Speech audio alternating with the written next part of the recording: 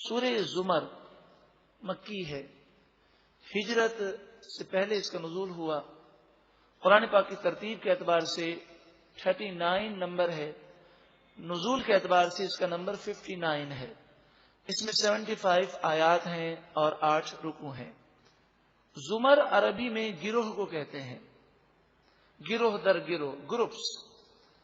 اس سورہ مبارکہ میں جنتی لوگوں کا ذکر ہے کہ وہ گروپ کی شکل میں جائیں گے، اور وہ جنتی لوگ کہ جن لوگوں نے نیک لوگوں کی باتیں مانی ہوں گی، تو جب وہ نیک لوگ جنت میں جائیں گے تو وہ گروپس ان کے ساتھ جنت میں جائے گا، ان کا ذکر ہے۔ اس مناسبت سے اسے سورہ زمر کہتے ہیں۔ بسم اللہ الرحمن الرحیم، اللہ کے نام سے شروع جو بہت زیادہ مہربان نہایت رحم کرنے والا۔ تنزیل الکتاب من اللہ العزیز الحکیم، اللہ غالب حکمت والے پروردگار کی طرف سے اس کتاب قرآن کا نزول ہے۔ یہ کتاب اللہ نے نازل کی ہے۔ انا انزلنا الیک الکتاب بالحق، بے شک ہم نے آپ کی طرف یہ کتاب حق کے ساتھ نازل فرمائی۔ فاعبد اللہ، پس تم اللہ کی عبادت کرو۔ مخلصا لہ الدین، اللہ کے لیے اپنے دین کو خالص کر کے لوگوں کی پرواہ مت کرو، صرف اللہ کے لیے اپنے دل کو متوجہ کرو، اللہ راضی ہو جائے اس کی فکر کرو، اور ہر کام اللہ کی رضا کے لیے کرو، لوگ دیکھ رہے ہوں یا نہ دیکھ رہے ہوں اس کی کوئی پرواہ نہ ہو۔ بزرگان دین فرماتے ہیں کہ جب بندہ نیکی کرتا ہے اور اس کا سینہ کھل جاتا ہے، شرح صدر ہو جاتا ہے، اور اس کا سینہ نور قرآن سے منور ہوتا ہے، تو نیکی کرتے کرتے وہ مقام حاصل ہو جاتا ہے کہ اگر وہ نیکی کر رہا ہو، لوگ دیکھ رہے ہوں تو اس کے دل میں کوئی خیال نہیں آتا، یعنی لوگوں کے دیکھنے سے اس کی توجہ لوگوں کی طرف نہیں جاتی، لوگوں کا دیکھنا نہ دیکھنا برابر ہوتا ہے۔ اور فرمایا اس کی مثال تو شیر خوار بچے کی طرح ہوتی ہے کہ اگر وہ رو رہا ہے اور کوئی اس کی تعریف کرے، زبانی تعریف کرے، تو اس پر کوئی اثر نہیں ہوتا، اور اگر یہ ہنس رہا ہے اور کوئی اس کی برائی کرے تو کسی کی مذمت کی وہ پرواہ نہیں کرتا، کیونکہ وہ اس پرواہ کی طرف اس کی توجہ نہیں، وہ تو سمجھتا ہی نہیں ہے۔ فرمایا اللہ کا نیک بندہ اس مقام پر پہنچ جاتا ہے کہ لوگ اس کی تعریف کریں تب بھی اسے اس کی پرواہ نہیں ہوتی، اس کے دل پر کوئی کیفیات طاری نہیں ہوتی، اور لوگ اس کی برائی کریں تب بھی اسے کوئی افسوس نہیں ہوتا۔ لا یخافون لومۃ لائم، یہ وہ لوگ ہوتے ہیں کسی ملامت کرنے والے کی ملامت کا وہ کوئی خوف نہیں کرتے۔ مخلصا لہ الدین، اپنے دین کو اللہ کے لیے خالص کرو۔ اس موضوع پر یہ کیسٹ آپ ضرور سنیں، یہ کامیابی نہیں ناکامی ہے، اسے ضرور سنیں تاکہ ہمارے دل میں اخلاص پیدا ہو۔ اللہ تعالی ہم سب کو اخلاص کی دولت سے مالا مال فرمائے۔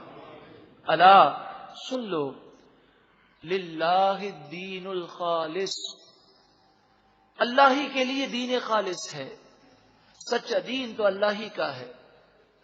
والذین اتخذوا من دونہ اولیاء، اور جن لوگوں نے اللہ کو چھوڑ کر دوسرے دوست بنا لیے، یعنی اپنے دوستوں کی خاطر یہ اللہ کی نافرمانی کرتے ہیں تو اللہ کے مقابلے میں انہوں نے دوست بنائے۔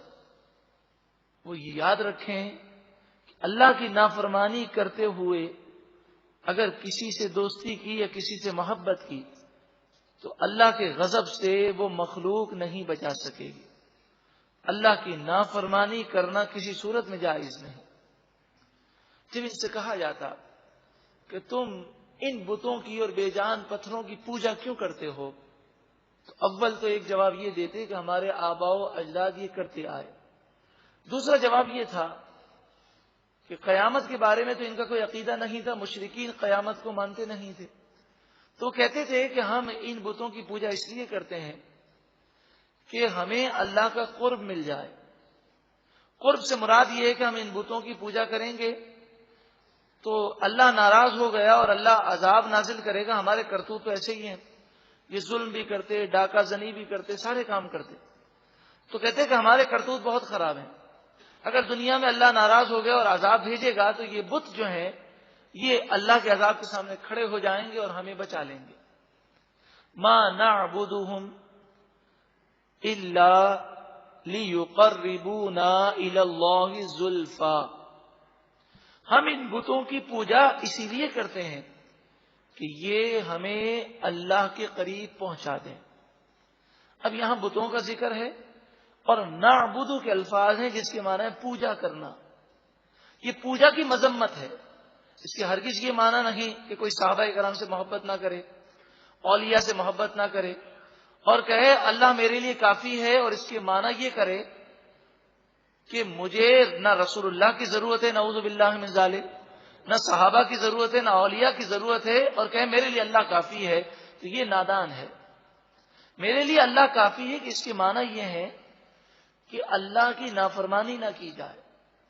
دنیا کے لوگ اگر اللہ کے دین پر چلنے کی وجہ سے تکلیفیں دیں تو کہے مجھے لوگوں کی پرواہ نہیں, میرے لیے اللہ کافی ہے. تو جھوٹ نہ بولے. ہرگز اس کے یہ معنی نہیں کہ اللہ کے نیک بندوں کی عظمت و تعظیم ہم اپنے دل سے نکال دیں. یہاں تو بتوں کی مذمت ہے اور نعبدو کے الفاظ ہیں. ہم بتوں کو پوجتے ہیں, اور اللہ کے ولیوں اور نیک بندوں کی عظمت رکھنا انتہائی ضروری ہے. نبیوں کو, ولیوں کو, فرشتوں کو پوجا نہیں جاتا. ہاں ان کے مقام و مرتبے کو تسلیم کیا جاتا ہے جو اللہ نے انہیں عطا کیا. مسلمان الحمدللہ شرک سے پاک ہے. یہ نبی کریم صلی اللہ علیہ وسلم کا معجزہ ہے. آپ نے فرمایا واللہ انی ما اخاف علیکم ان تشرکوا بعدی ولكن اخاف ان تنافسوا فیہا او کما قال رسول اللہ صلی اللہ علیہ وسلم. بخاری شریف میں ارشاد فرمایا. اور یہ حدیث پاک آپ نے اپنے وصال سے صرف 3 دن پہلے آپ نے صحابہ کرام سے فرمایا, مسلمانوں سے فرمایا مجھے اس بات کا کوئی خوف نہیں کہ تم میرے بعد شرک میں مبتلا ہوگے. یعنی میری امت شرک نہیں کر سکتی. حضور نے توحید کا علم ایسا بلند کیا کہ رسول اللہ صلی اللہ علیہ وسلم سے محبت کرنے والا وہ شرک میں مبتلا نہیں ہو سکتا. ورنہ حضرت عیسیٰ علیہ السلام, حضرت موسیٰ علیہ السلام اور دیگر انبیاء جب دنیا سے وہ تشریف لے گئے, حضرت عیسیٰ علیہ السلام آسمانوں میں بلند ہوئے تو ان کی امتیں شرک میں مبتلا ہو گئیں. تو یہ حضور کا معجزہ ہے کہ حضور کے ماننے والے نہ تو کسی کو خدا سمجھ سکتے ہیں, نہ الہ سمجھ سکتے ہیں, نہ معبود سمجھ سکتے ہیں, نہ خدا کا بیٹا مان سکتے ہیں.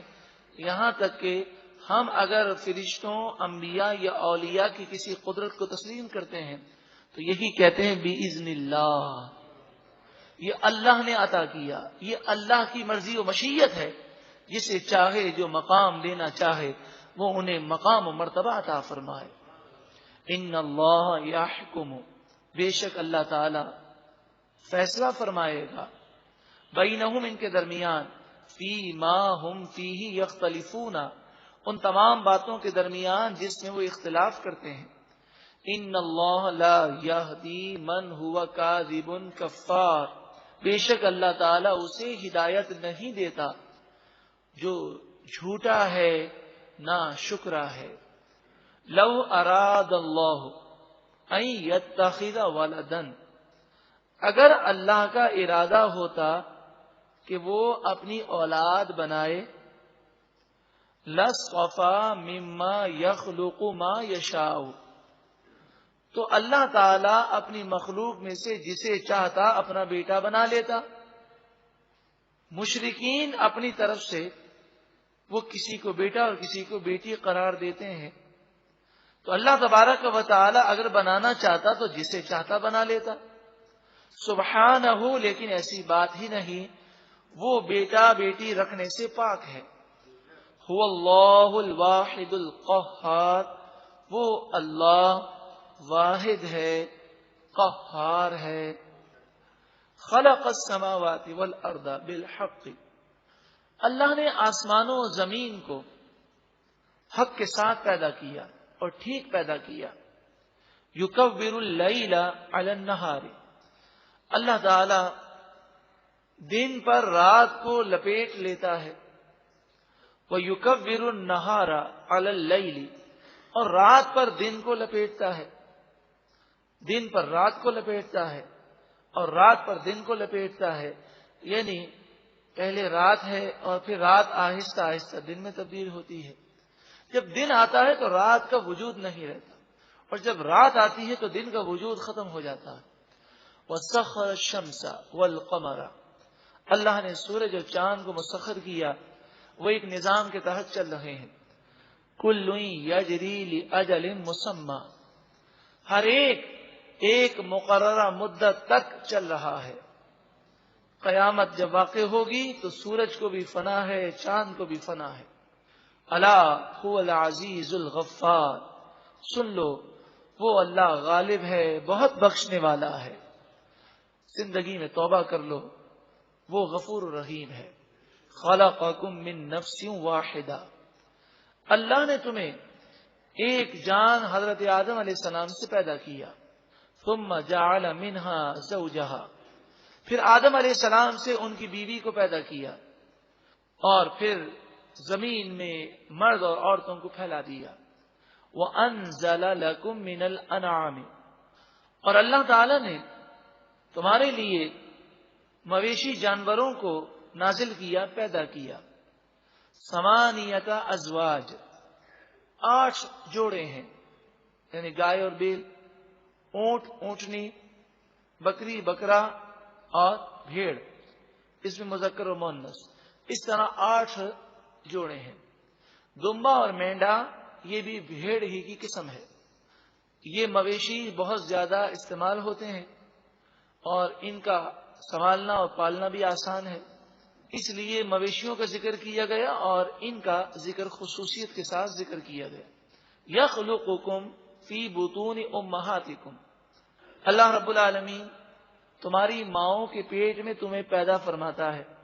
تم اپنی مرضی سے اپنی شکل نہیں بنا سکے، بلکہ جیسا اللہ نے چاہا تمہیں پیدا کیا۔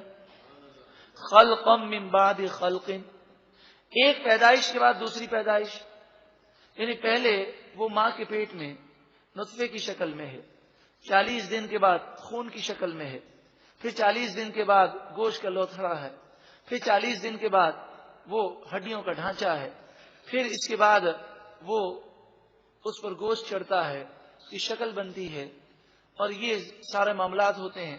پھر دنیا میں انسان آتا ہے تو آپ دیکھیں دنیا میں بچے کی شکل کیسی ہوتی ہے، پھر جس طرح وہ زندگی گزارتا ہے شکل میں مختلف تبدیلیاں آتی ہیں۔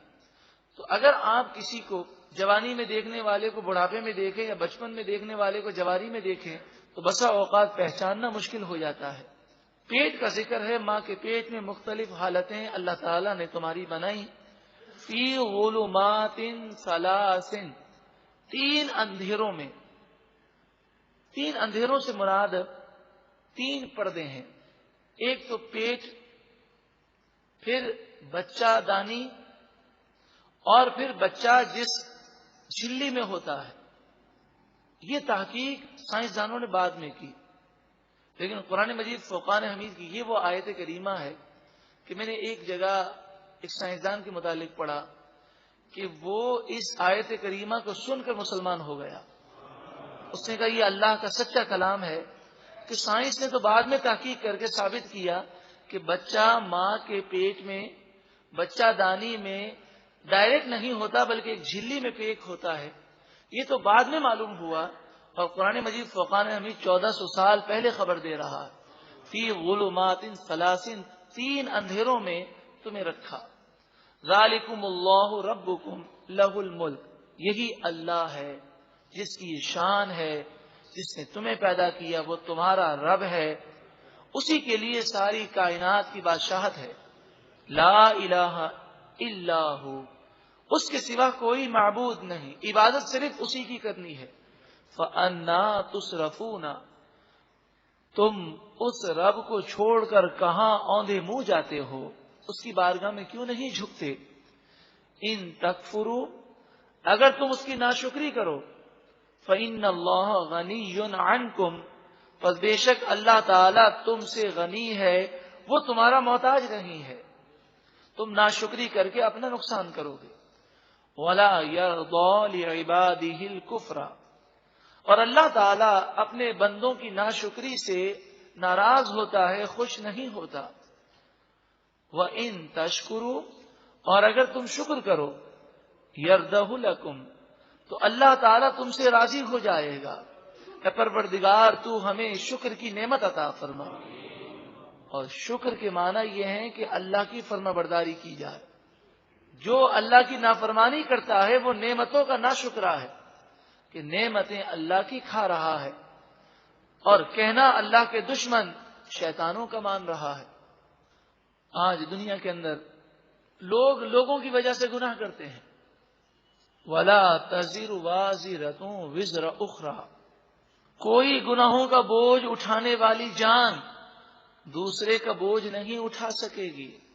ہر گناہگار اپنے بوجھ تلے دبا ہوگا، تو کسی کی خاطر اپنی آخرت کو تباہ نہ کرو۔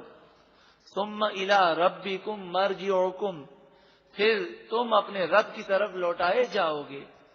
فَيُنَبِّئُكُمْ بِمَا كُنتُمْ تَعْمَلُونَ، پھر وہ رب تمہیں تمہارے تمام برے کاموں کی خبر دے دے گا۔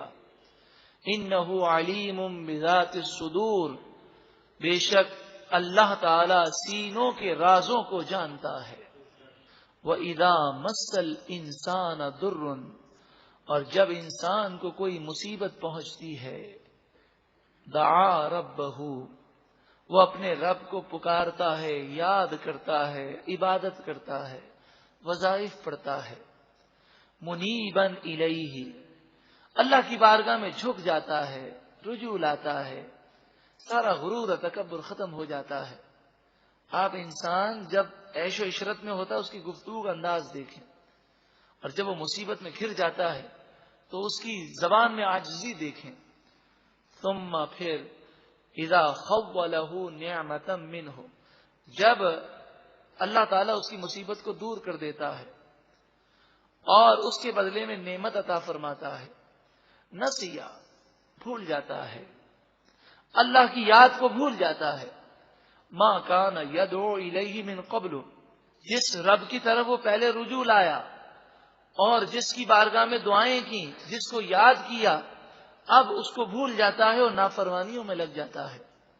وجعل للہ اندادا، مشرکوں کو رد کیا گیا اور فرمایا وہ اللہ کو چھوڑ کر اللہ کے مد مقابل تو قرار دیتے ہیں، لیضل عن سبیلہ، تاکہ وہ لوگوں کو اللہ کے راستے سے روکیں اور گمراہ کریں۔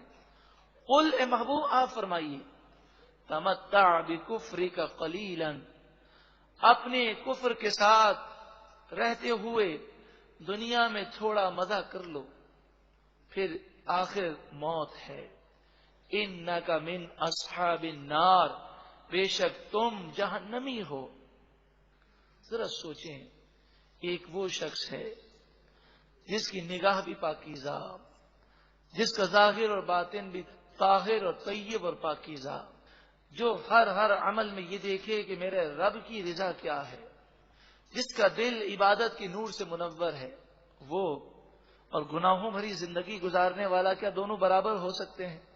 امن ہوا قانت، ذرا بتاؤ وہ شخص جو قیام کرنے والا ہے، اللہ کی بارگاہ میں رونے والا ہے، آنا اللیل، رات کی گھڑیوں میں، ساجدن، سجدہ کر کے، وقائمن، اور کھڑے ہو کر قیام کی حالت میں، سجدے کی حالت میں رو رہا ہے، نمازیں پڑھ رہا ہے، پاکیزہ زندگی گزار رہا ہے، اس کے باوجود یحذر الآخرۃ، وہ آخرت سے ڈرتا ہے، وَيَرْجُو رَحْمَتَ رَبِّهِ، اور اپنے رب کی رحمت کی امید بھی رکھتا ہے۔